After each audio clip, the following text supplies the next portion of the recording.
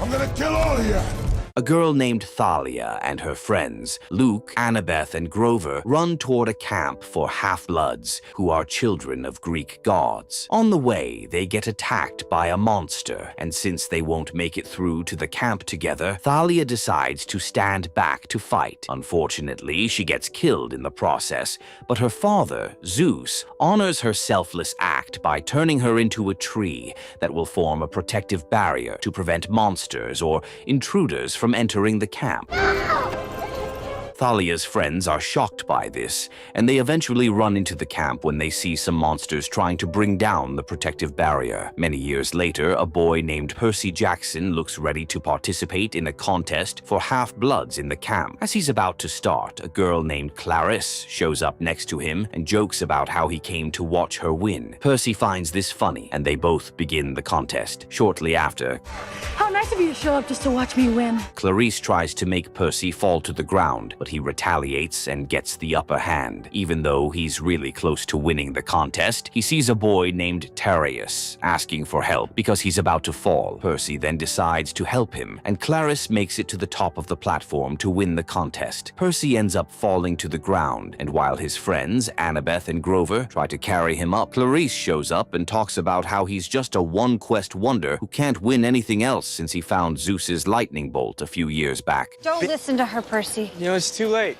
Annabeth seems pissed by Clarisse's tone, and she mentions that Percy saved Olympus, and it's worth more than anything she has ever done. Clarisse doesn't have a response to this, and she just walks away. Grover and Annabeth then tell Percy not to take what Clarisse said seriously, but he says he's really starting to wonder if she's right. Just then, one of the guardians in the camp, Mr. D, shows up and says he needs Percy to do something for him. As his friends walk away, Mr. D tells Percy to sweep the arena where the contest was just conducted. After he's done, You know, these events get a little messy. Percy heads to the nearby river to heal himself with his power as a son of the sea god, Poseidon. While he's doing this, he calls on his dad and asks if he has ever thought that everything he achieved was purely based on luck. He adds that he's starting to believe that he only got Zeus Bolt because Annabeth and Grover were there to help him. Makes you question whether you were all that good to begin with. As he continues to doubt himself, Poseidon still doesn't show up to him, and he leaves. Shortly after, Percy is summoned to the Guardian's quarters, and his friends ask if he did anything that might have gotten him in trouble with Mr. D or another Guardian named Chiron. Percy says he didn't do anything, but as he gets to the quarters, he sees Chiron waiting for him. Percy says he didn't do anything wrong, and Chiron says he knows. He then mentions that he called Percy to inform him that he has a brother. Hold on, you're saying Percy has a brother? Even though it was previously believed that he's the only son of Poseidon. Percy and his friends are shocked, and as he asks if his brother is also half-blood, Chiron says he's not. As they enter the building, Chiron mentions that, unlike half-bloods who are half-humans, his brother is a sea nymph. Percy still doesn't understand this, but as Chiron takes him into Mr. D's office, he sees that his half-brother, Tyson, is a creature with one eye called a Cyclops. Hi, brother. Even though Tyson looks happy to see his brother, Percy can't hide his shock because he didn't expect Poseidon's other son to be a Cyclops. Shortly after, Tyson follows Percy to the cafeteria and he eats quite weirdly. Percy then asks Grover if he thinks Poseidon is just messing with him by sending Tyson to pose as his brother. Grover says it's unlikely and that even though Tyson is his half-brother, it's still better than having no brother at all. Dad brought you here?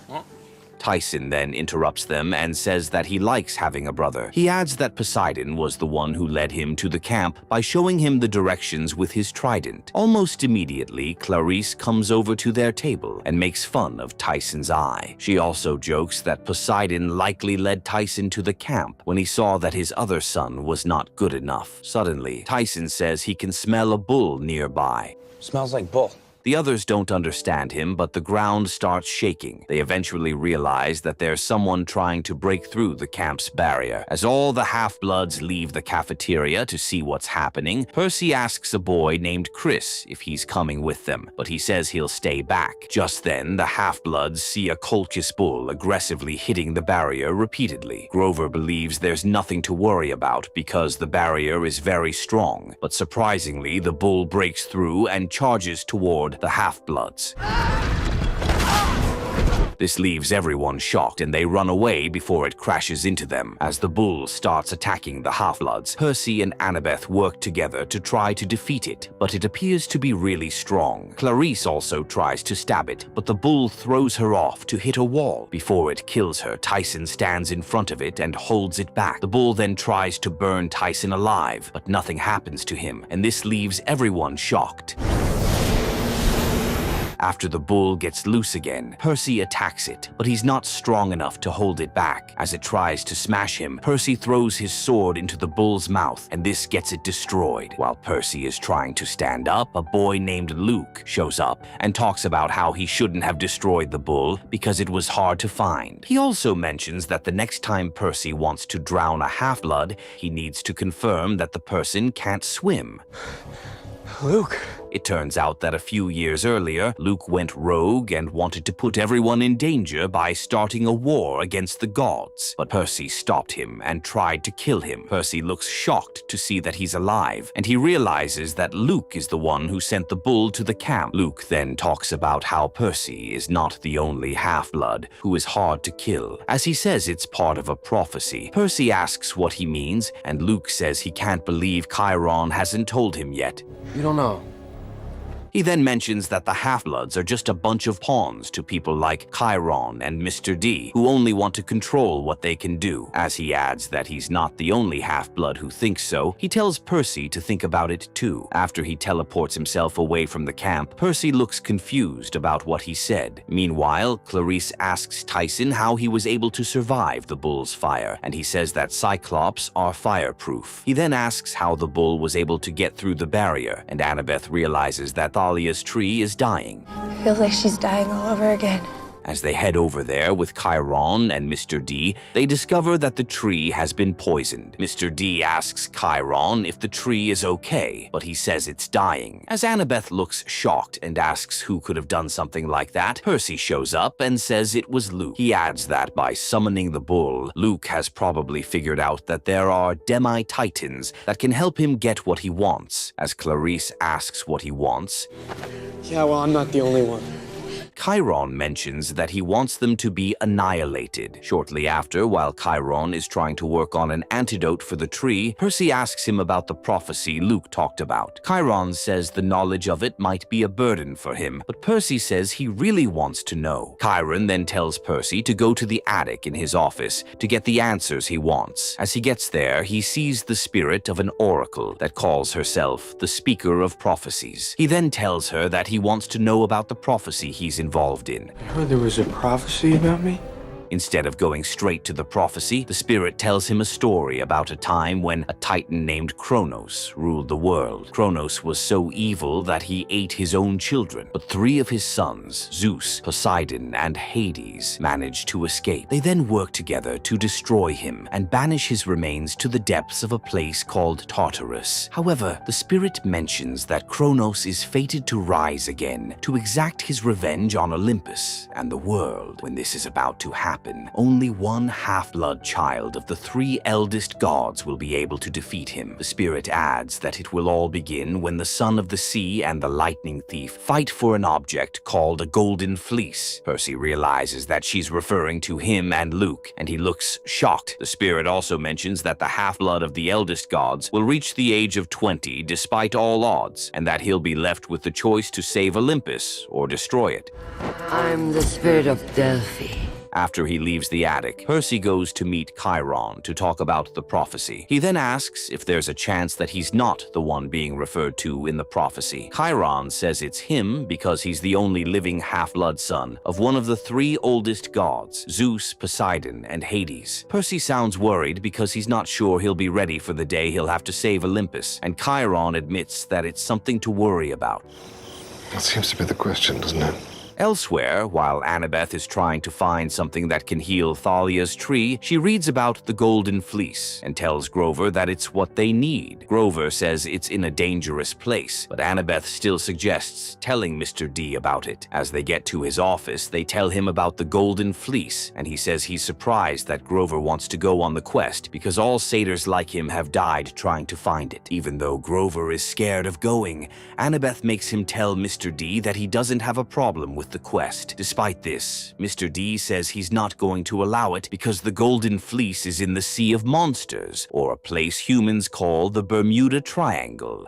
It's a terrible idea. Later that night, though, Mr. D sets up a meeting with all the half-bloods and mentions that he has a great idea that can save the tree. He then talks about the Golden Fleece's healing properties, and this leaves Annabeth shocked because he's stealing her idea. After a while, Mr. D announces that he'll be letting Clarice go on the quest to find it because she's currently the best warrior in the camp. He adds that she'll be accompanied by a satyr named Iknute. Percy looks shocked to hear that he won't be going, and after the meeting, he calls Clarice to warn her about Luke. Clarice says she doesn't care and that he's just sad he's not going on the quest. As she adds that he needs to accept that he's no longer good enough, Percy looks sad and watches her leave. Shortly after, he sits alone and looks at the sword his dad gave him while thinking of another part of the prophecy in which the spirit talked about a cursed blade that can kill an evil soul. As he wonders what this means, he asks his dad for answers again, but he doesn't get a response.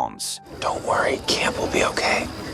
A while later, Percy and Annabeth convince Grover to come with them to find the Golden Fleece before Luke does. On their way out, Tyson follows them and says he wants to come with them. Annabeth doesn't seem to like him, and she rejects his request, but he says he can be of help because the Golden Fleece is guarded by a Cyclops named Polyphemus. As he mentions that he can talk to Polyphemus to try to get him to release the fleece, Grover thinks he'll be valuable to their team, so Percy agrees to let him come with them. Even though Annabeth doesn't want this, she then gives him a sprayable mist to make his face look normal, but she tells him that he'll have to keep spraying it at intervals.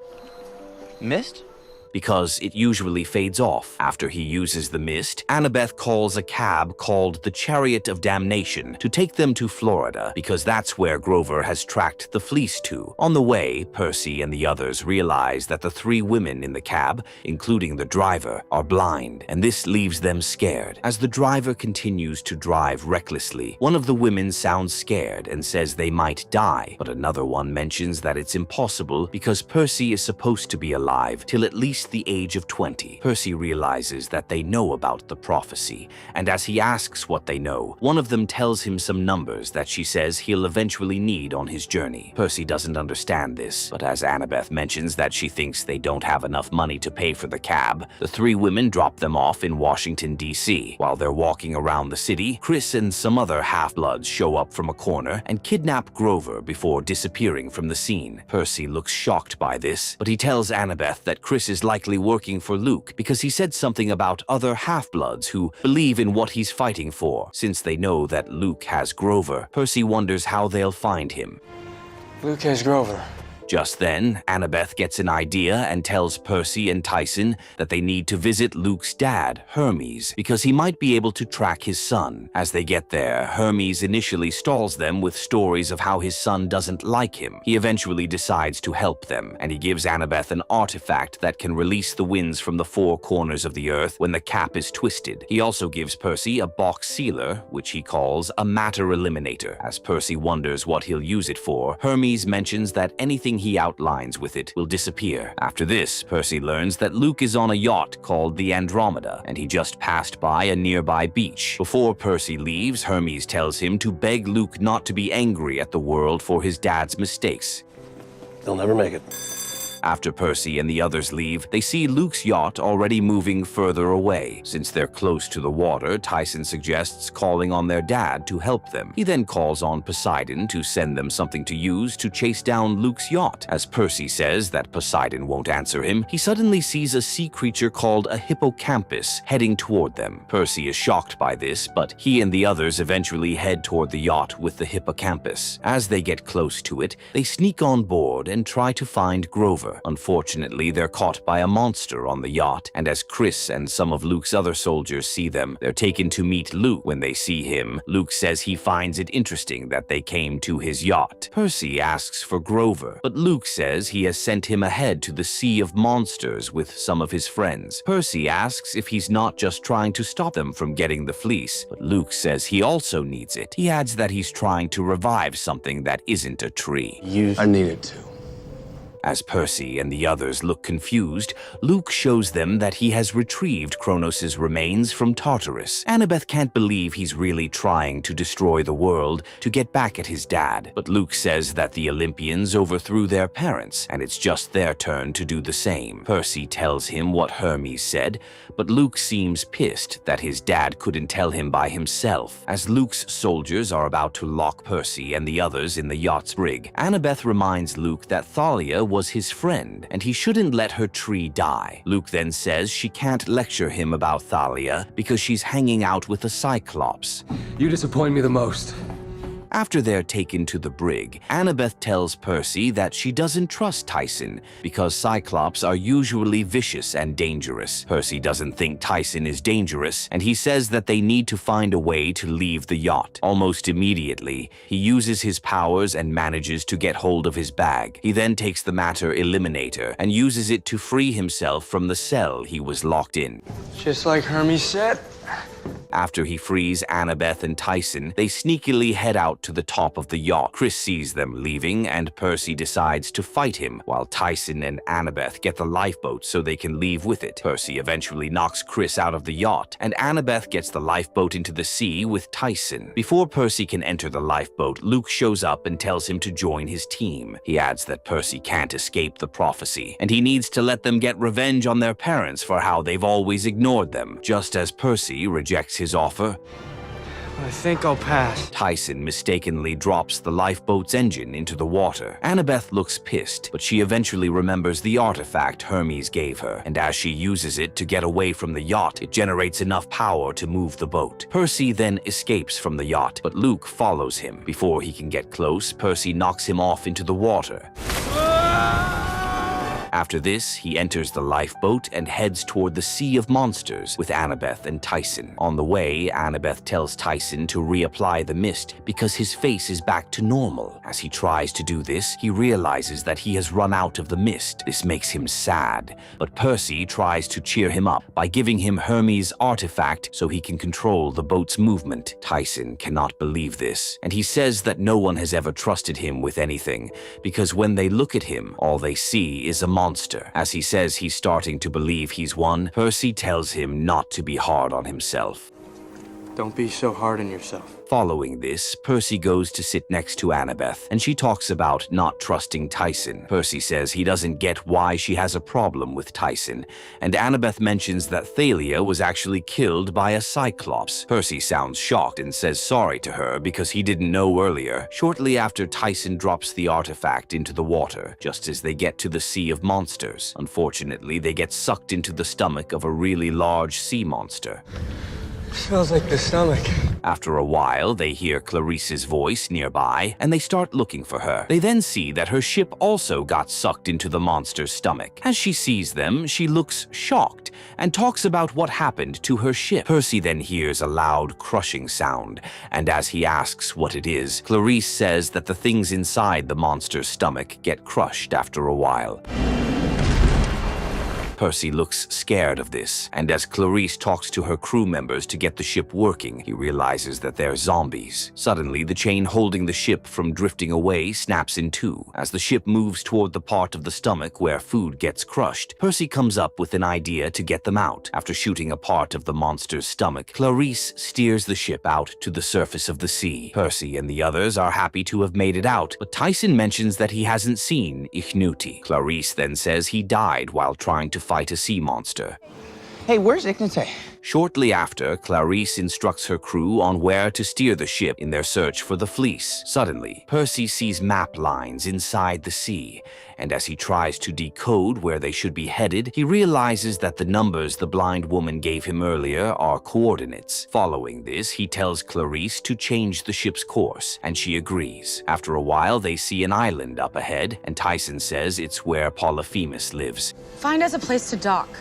They eventually stop there and see that it's an amusement park on an island. After looking around for a while, they hear a loud growl coming from inside a tunnel for a ride called Plummet of Death. They then go inside and use the ride to reach the end of the tunnel. While looking around, they see Polyphemus scattering things around and complaining to Grover that he hasn't had a half-blood to eat in a while. After he goes to sit down, Percy and the others call Grover to come to their side. As he sees his friends, Grover looks really happy and explains that he's disguising himself as a female Cyclops because Polyphemus is half-blind and he can't see clearly. I'm having a really bad day. He adds that he has been trying to stay alive long enough to figure out how to get the fleece off of Polyphemus. Percy asks if he has an idea already, and he says he does. He then tries to distract Polyphemus while Percy attempts to steal the fleece. Before he can do this, Polyphemus smells that there are half-bloods in his cave, and he attacks Percy and the others. Tyson then shows up and tries to get Polyphemus to leave them, since they're both Cyclops. However, Polyphemus doesn't listen to him,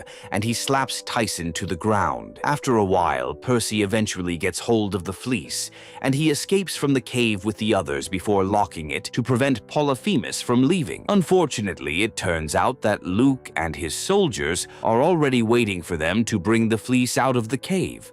It's nice work. I really appreciate it. Luke then tells Percy to give it up, but he says he can't. As Luke shoots an arrow at him to kill him, Tyson stands in its way and gets shot instead. Percy is shocked by this, and as Tyson is about to fall down a cliff into a river, he says he knows that his brother would have done the same for him. Percy looks devastated by this, but Luke blames him for making him shoot the arrow. As he gets hold of the fleece, he tells Percy and the others that they're lucky to be there to witness the return of Kronos. While they're tied up, Annabeth tells Percy that they can't let Luke revive Kronos. Percy still looks devastated about Tyson's death, and he says he never even got to call him brother. He adds that Luke eventually got the fleece off of him, and that Olympus will get destroyed, just like the Oracle said. Annabeth tells him to forget about the Oracle because he can rewrite his destiny and make sure Tyson doesn't die for nothing.